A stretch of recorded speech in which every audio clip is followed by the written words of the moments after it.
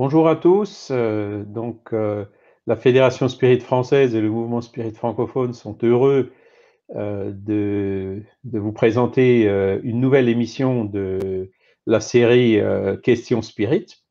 Comme vous avez pu le voir sur les chaînes YouTube,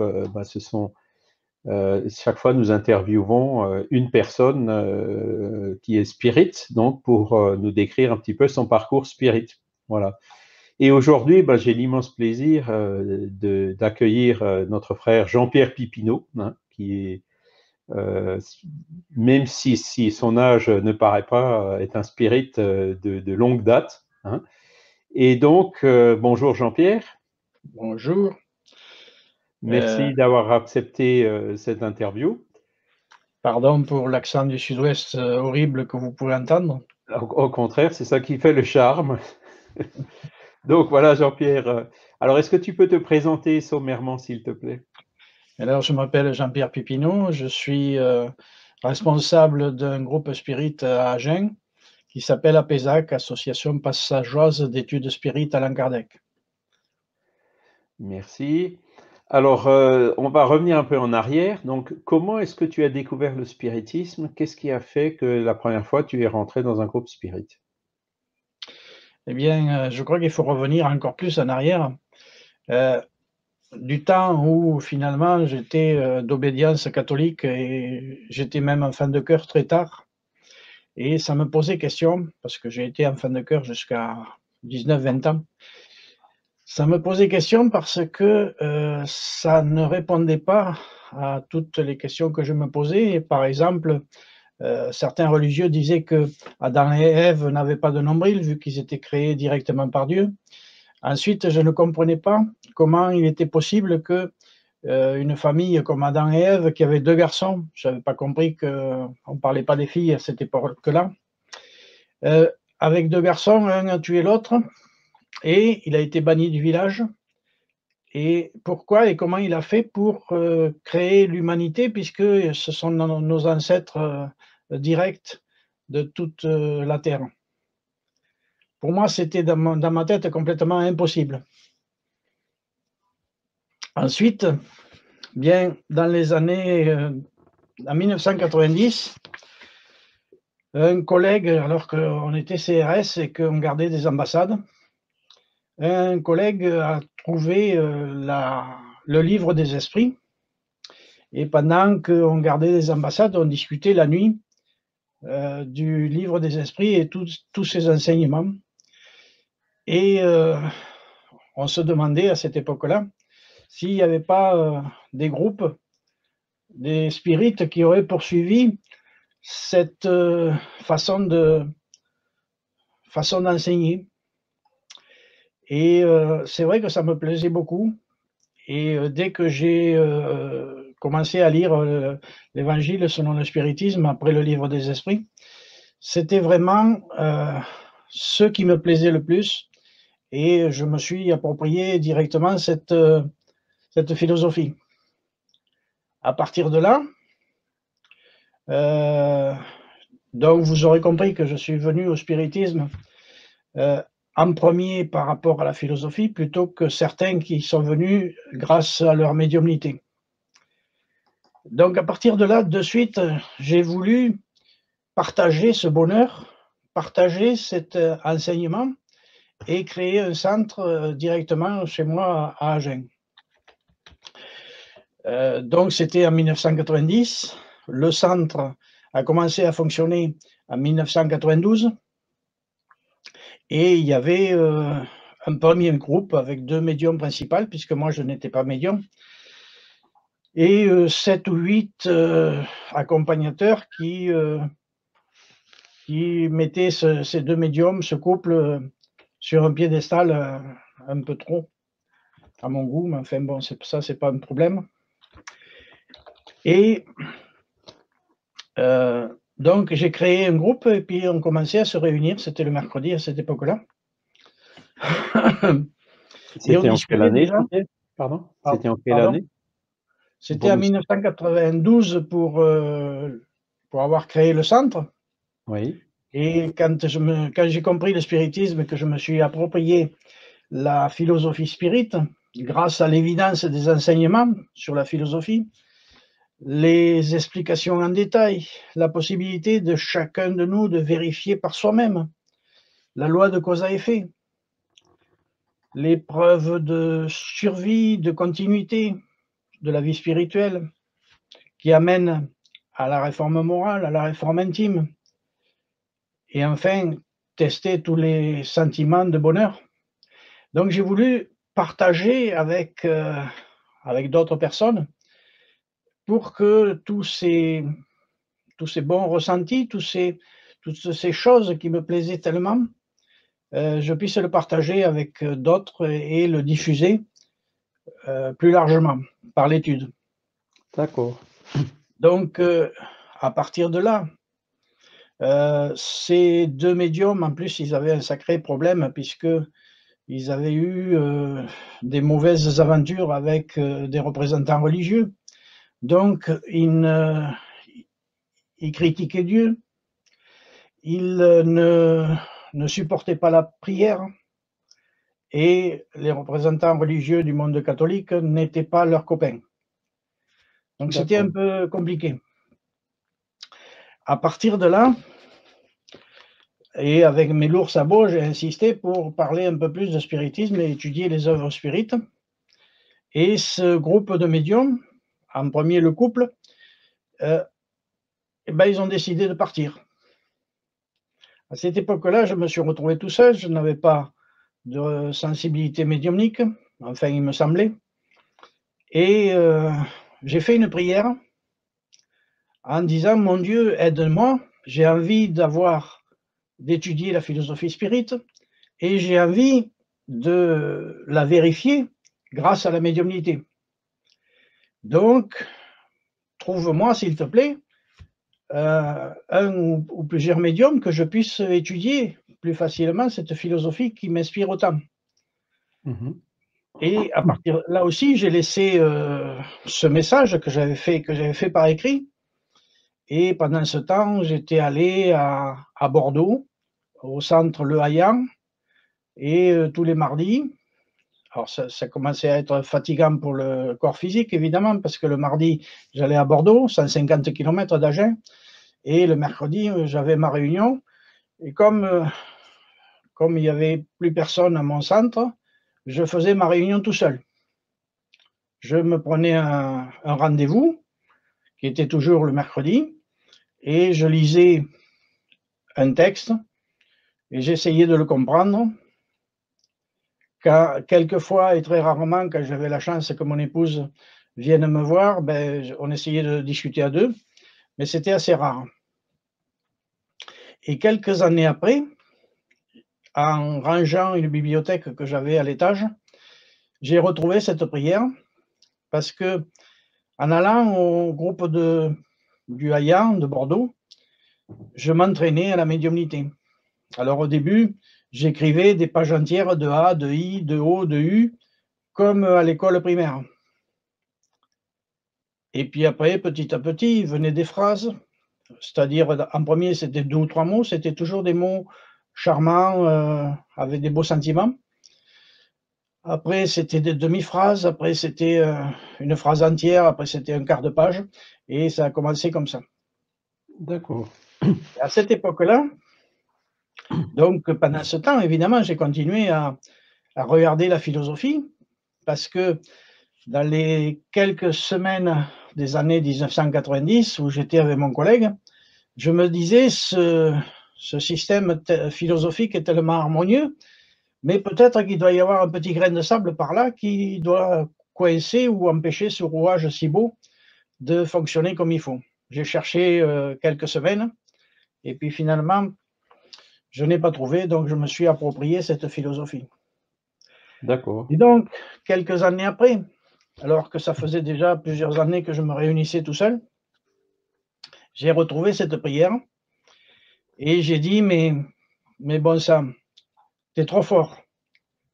En parlant à Dieu ou en parlant à mes guides, t'es trop fort parce que j'avais acquis une certaine toute petite sensibilité médiumnique et qui me permettait d'avoir quelques petites communications, de pouvoir vérifier ce que j'étudiais. Et j'ai dit: «Tu es trop fort» parce que j'avais demandé un médium, à la maison et on me donnait cette, faculté de communiquer, à partir de là et je crois vraiment que c'était à la suite de la prière que j'avais fait. D'accord. Alors juste en fait, toi, tu es venu, au spiritisme, entre guillemets «par hasard», avec un ami qui avait le livre des esprits que tu as commencé à lire et Oui, donc vraiment comment dire? En découvrant la philosophie comme ça, entre guillemets, on dit «par hasard», mais certainement c'était quelque chose qui était pas il y a tout à pas de fait lié hasard. au hasard. Voilà et qui a fait que, ben, tu t'es intéressé tout de suite, tu as rencontré, les gens du Hayan. Est-ce que tu peux nous parler aussi, est-ce que tu as rencontré aussi, Roger Pérez ou les gens de l'Union Spirit française, francophone à l'époque? Roger Pérez, c'était, bien après.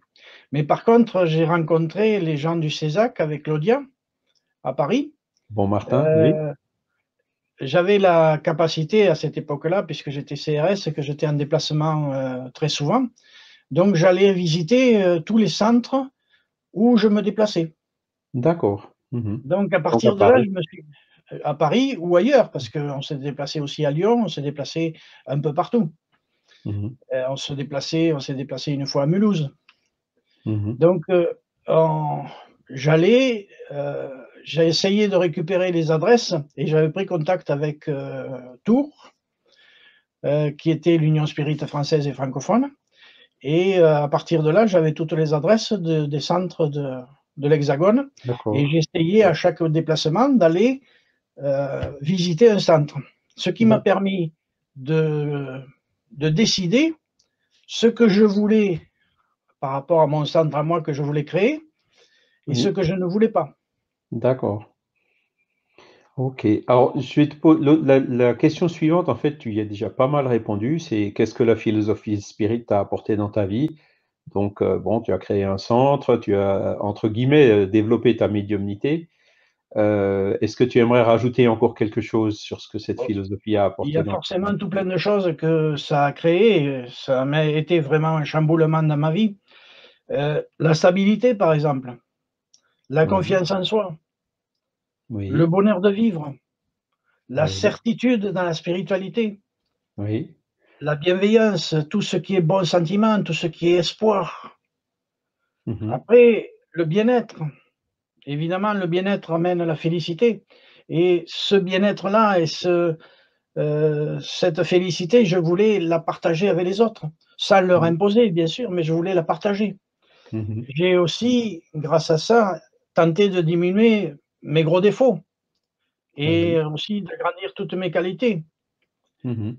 Cette, cette philosophie m'a apporté la liberté, l'autonomie, l'autonomie Oui. spirituelle et bien d'autres choses encore que je pourrais citer, mais qui sont si nombreuses que, il f je pense que si j'avais pas eu la philosophie à certains moments de ma vie, j'aurais pensé à quitter la terre volontairement. Ah, d'accord. Mmh. Donc il y a vraiment beaucoup de choses que ça m'a apporté et ça fait partie de la bienveillance, de la stabilité, de tous les bons sentiments que j'essaye de développer D'accord, et c'est aussi la conséquence du fait que j'ai commencé par apprendre la philosophie plutôt que d'avoir le ressenti médiumnique. d'accord.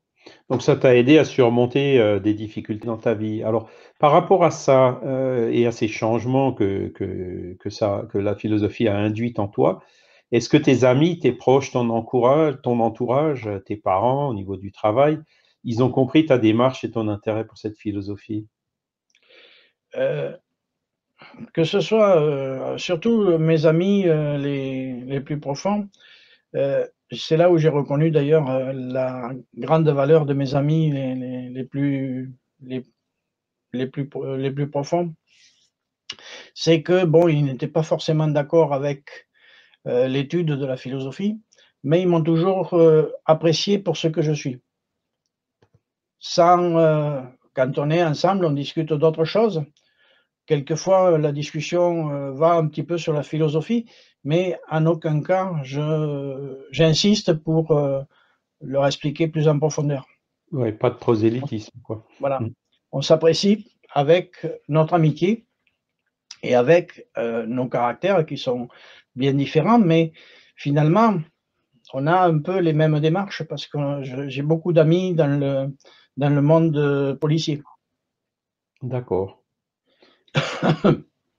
OK, donc finalement, voilà, tu es resté entre guillemets, tu as conservé ces amitiés, tu as conservé Voilà, aussi des autres centres d'intérêt et ce qui a fait que voilà. tu as conservé la plupart de tes amis, quoi, hein? En ce qui concerne mes parents sont encore en vie, mon papa a 90 ans. Il a jamais, il a jamais voulu, essayer de comprendre la philosophie.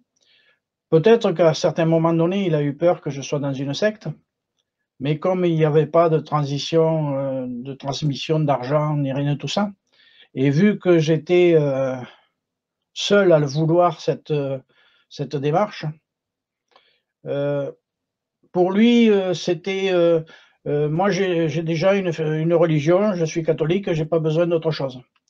D'accord. Et ça a toujours été. J'ai finalement réussi à lui faire, regarder Nos Solar et il m'a dit: «Ah oui, Le film? si tu me parles de paradis comme ça, c'est bien». Bon, D'accord. OK. et Oui, donc mon c'est les ma relations avec tes parents se ont continué, bien sûr, quasi normalement, quoi, hein? et ma maman, elle a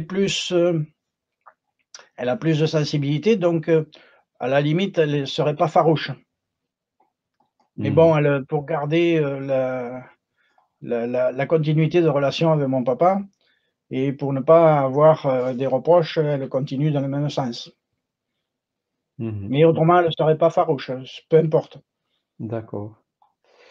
Et par rapport à ce que le spiritisme t'a apporté, est-ce que tu conseillerais, à des proches de s'intéresser au spiritisme? Sans pour autant faire de prosélytisme comme tu l'as Bien dit? sûr, à 100 évidemment, parce que, le spiritisme, c'est une expérience qu'on fait tous les jours et c'est à partir de là des choses qui c'est la loi d'action et de réaction. C'est-à-dire tout ce que l'on fait attise, je dirais, ou entraîne une réponse ou une action par rapport à tous ceux qui nous côtoient. Donc effectivement, je conseille le spiritisme. Mais je conseille, pas en obligation, toujours en autonomie, toujours en liberté, parce que finalement, avec le spiritisme, c'est la liberté que l'on acquiert. La loi de liberté, quoi, qui est un des La loi de principes de base. liberté, la Mmh. loi de choix, la loi de libre arbitre. C'est Mmh quand mh. même formidable et effectivement, je conseille à tout le monde de le faire et le centre qui continue de fonctionner et qui a été déclaré officiellement en 1999 à la préfecture, il est basé sur les sentiments. C'est-à-dire, on partage les sentiments. On voit ce que ça fait et on ressent les bienfaits, de suite sur les sentiments. Donc moi, je leur conseille, testez ces sentiments. Faites la démarche, vous verrez. Je les force pas, évidemment, Les mais gens qui viennent à la Pessac, hein, c'est ça? faites l'expérience. Ceux qui viennent pour la première fois, ceux que je rencontre, même à l'extérieur de l'association. Mmh. Testez ces connaissances, testez ces sentiments de bonheur. Ça entraîne quelquefois la réforme morale ou personnelle, mais ça vaut le coup parce que c'est un échange et plus on échange les bons sentiments, mieux on est dans la vie. D'accord. Alors Jean-Pierre, j'ai une petite question, accessoire là. Je vois que derrière toi, il y a pas mal d'étagères avec, des choses qui sont entreposées, avec du matériel apparemment pour faire des emballages et des copies. Est-ce que tu peux nous dire un peu plus de ce que tu Oui, je peux dire un peu plus, réalises? c'est toujours dans ma façon de faire, d'essayer de propager ce bonheur que j'ai trouvé grâce à la philosophie spirit et depuis, les années, 98 à peu près, heu, je suis représentant de livres spirit. Et là, je stocke quand même pas mal d'exemplaires, et pas mal de titres, plus de 500 titres différents, des livres spirites qui sont vendus soit sur Amazon, sur le site d'Allan Kardec Et c'est d'ailleurs une des choses que mon papa ne comprend pas, que je puisse m'occuper aussi longuement du fait des livres, mais aussi de la philosophie. Et voilà. Et tu le fais de Donc, façon tout à fait bénévole, évidemment, quoi. tout à fait, évidemment. Et On c'est ça encadre aussi qui n'est associatif. pas compris de ma famille proche. D'accord. OK. Et donc, on fait des colis tous les jours de la semaine et on les envoie à ceux qui ont commandé. D'accord. Donc c'est toujours comment dire, cet appel que tu as de partager, de diffuser, de répondre, aux gens qui s'intéressent, au sujet, c'est ça? Tu l'as dit à ma place, c'est vrai, c'est exactement ça, c'est ce partage que j'ai envie de la philosophie spirit et de ses conséquences, puisque moi, ça m'a apporté du bonheur. D'accord. Alors quel message pour terminer, hein, notre petite interview, quel message aimerais-tu transmettre à ceux qui nous écoutent et qui nous regardent? Ben, je dirais, j'ai 2 petits messages. Je dirais, fais tes expériences parce que les expériences des bons sentiments et de la bienveillance, c'est quelque chose de formidable. Et ensuite, je dirais, ta pensée est toute puissante, utilise-la dans ta vie. Tu peux réussir des miracles. D'accord. Ben, écoute Jean-Pierre, en tout cas, merci infiniment, pour ton temps et pour cette interview. C'était, je pense, très, très intéressant. Donc, voilà, cela clôt un nouvel épisode de cette série Questions Spirit. Donc, si vous avez des questions à poser, vous pouvez nous les envoyer soit sur les commentaires sur la chaîne YouTube, soit en nous écrivant un mail au courriel de la fédération, hein, soit aussi en écrivant directement à Jean-Pierre que vous trouverez sur le site dont vous trouverez les coordonnées sur le site de la PESAC. Voilà. Soulkardec.fr. À socardec.fr, c'est là où vous trouverez aussi donc la revue Spirit, hein, que c'est aussi Jean-Pierre qui la distribue. Et puis donc si vous voulez acquérir des livres sur le spiritisme, vous pouvez le faire encore une fois sur ce site par l'intermédiaire de l'association Alan Kardec. Et si vous voulez les télécharger gratuitement, donc je vous mets aussi là à l'écran, tous les livres qui sont libres de droit sont en téléchargement gratuit sur spiritisme.net, donc le site de l'encyclopédie Spirit. Et l'association APESAC, l'adresse c'est apesac, APESAK, arrobase, laposte.net. D'accord, voilà. Et elle est clairement marquée sur le site internet que je mets là sur la bannière. Voilà. Voilà, donc merci beaucoup Jean-Pierre, merci beaucoup à Merci, tous pour votre écoute et pour votre fidélité. à très Et bientôt. donc, nous vous disons à très bientôt. Voilà, au revoir. Ciao, ciao.